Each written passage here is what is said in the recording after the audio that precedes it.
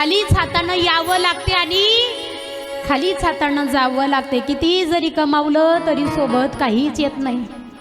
असं कुणीतरी वर्धानगरीमध्ये झालं का महिला मंडळी पुरुष मंडळी की सोबत कोणीतरी एखादी पेटी भरून पैसा नेला म्हणून झालं का? नाही झालं। कारण अहो नेताच येत नाही आणि नेता आलं असतं ना तर माणसाला किती अभिमान झाला असता पैशाचा, किती कमावला असता माणसाने पैसा। आहे का अंदाज?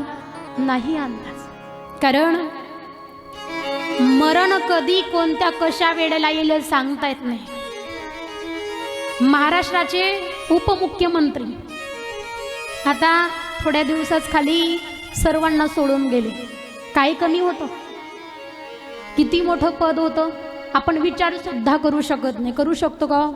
एवढी प्रॉपर्टी, एवढं धन, तरी सुद्धा मात्र एका सेकंदामध्ये जावं लागलं। बॉडी सुद्धा बरोबर दिसले नाही।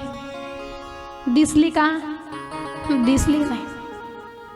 किती जरी राजा असू द्या, भिकारी असू द्या, कोणतं जरी पद असू द्या, परंतु सर्वांना मृत्यू एकच आहे। इथं याच्यामध्ये चेंज वगैरे काहीच नाही। जे तुम्हाला आहे ते मला आहे आणि जे मला आहे ते तुम्हाला आहे। मग तुम्हाला जर का वाटत असेल आपलं मरण चांगलं व्हावं, भगवंताचं नाव मरायच्या वेळेस मुखामधून निघावं, तर तुम्हाला नामस्मरण करावं लागेल। या सर्व संसारामधून, या सर्व मायेजाडेमधून कोण सोडू शकते? फक्त एकच भगवंत, बाकी कोणी सोडू शकत नाही। कालच आपण गजेंद्राची कथा पाहिली।